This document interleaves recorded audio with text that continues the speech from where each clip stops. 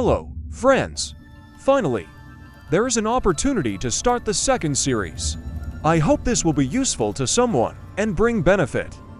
Once again, I want to remind you, or maybe someone didn't watch the review of the first series. My son convinced me to watch Anim, and succumbing to persuasion, I decided to start with Attack on Titan. Why this one? I typed Watch Anim into the browser search bar, and the first result was Attack on Titan. Since all Anim is the same to me, I chose the first one that came up, so let's start the review.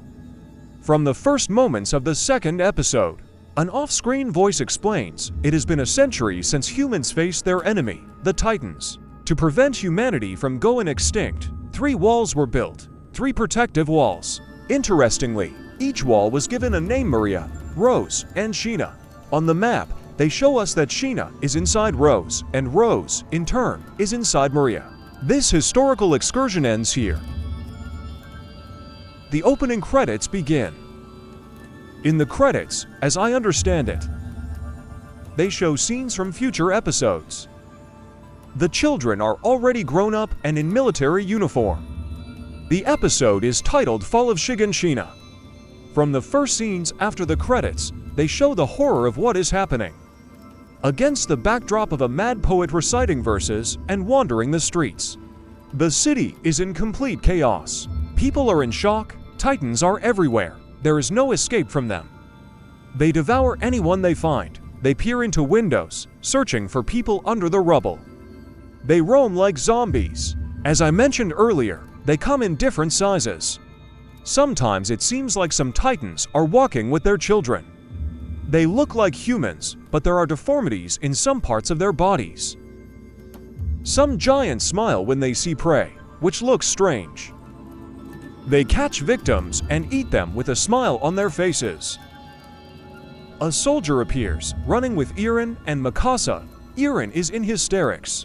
He screams, "Why didn't I save my mother?" The soldier, with tears in his eyes, explains that Eren didn't have the strength to save his mother. And he didn't have the courage to fight the giant. Just like that, rescue operations for the people are underway. They try to guide them through the inner gate and raft them across the river, behind the inner wall. The ferry is overcrowded, and it sets sail. People are in a panic. In desperation, some jump from the pier onto the departing ferry and fall. Soldiers try to fight the Titans approaching the inner gate. Cannons don't help in the battle against the monsters. Everyone is in a panic. No one knows what to do and how to do it correctly. Each makes a decision based on their understanding and principles. One decides to close the gate, leaving defenseless people behind the wall alone with the Titans. To save the people inside the wall with fewer casualties. The soldier who saved Eren and Mikasa is against closing the gate. He claims that they need to hold the gate to save as many people as possible remaining behind the wall. Some soldiers, seeing the gates closing, run toward them to get behind the gate. Others stand their ground and try to fight. While everyone is making their difficult choices, a Titan without skin appears. But it's not the one who broke through the wall in the first episode. It's a different, smaller one. This Titan has a hairstyle. He's a blonde. He has more muscles. By the color of the muscles, I thought he might be armored. In addition, it turns out he can breathe fire. A real bodybuilder. Let's call him Bodybuilder. So, Bodybuilder runs and charges at the gates. Cannons don't stop him. He easily breaks through the gates. I think he could probably break the wall too. Although if he could, he would have already done it. All the walls. Then they show pictures with hieroglyphs again. The second one seems to be an instruction for a flying saucer. I wonder what's written there. I wish I were Japanese, and I studied Japanese. The off-screen voice says that the southern gate of Maria has been breached, and the city of Shiganshina has fallen. Again, we see panic. Everyone says it's the end. Eren is tormented by thoughts that there's no turning back. His mother is gone. He quarreled with her in her final hours. with a face distorted by anger. He screams from the ferry that he'll kill them all and send them to hell. The voiceover says that those who survived were taken behind the Rose Wall, and 10,000 people died. Suddenly, they show Grisha. For those who don't know, Grisha is Aaron's father. He rides in a cart and prays for his family to survive.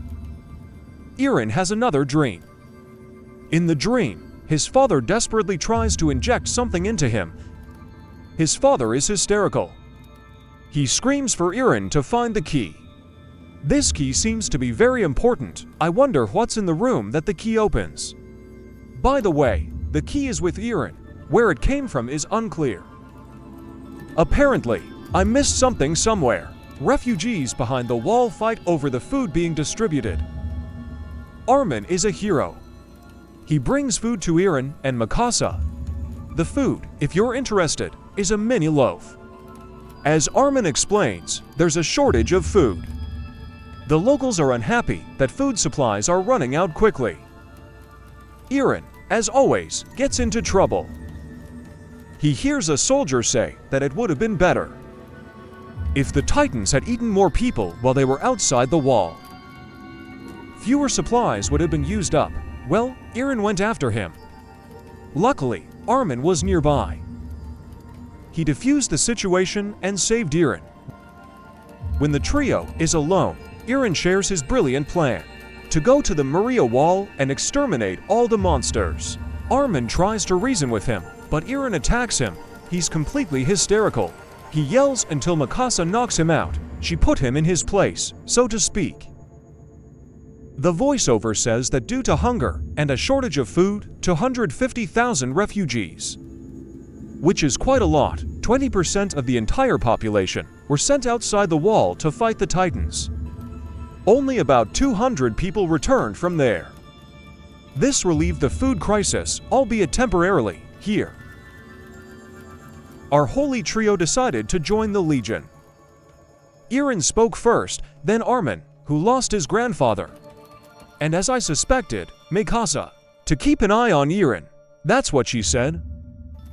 Some time seems to pass, and they show the Legionnaires. Among them are the grown-up Aaron, Armin, and Mikasa. The commander tells them that they are all nobodies. They will make soldiers out of them. Well, that's a classic. This is where the second episode ends. Interestingly, the credits at the end are completely different from the opening credits. Here, they mainly show Mikasa. So, I hope that the quality of my reviews of the next episodes will improve in the future. This is my first experience with reviews, and here I also don't really understand the anime. So, please don't judge too harshly. Good luck to everyone. Goodbye.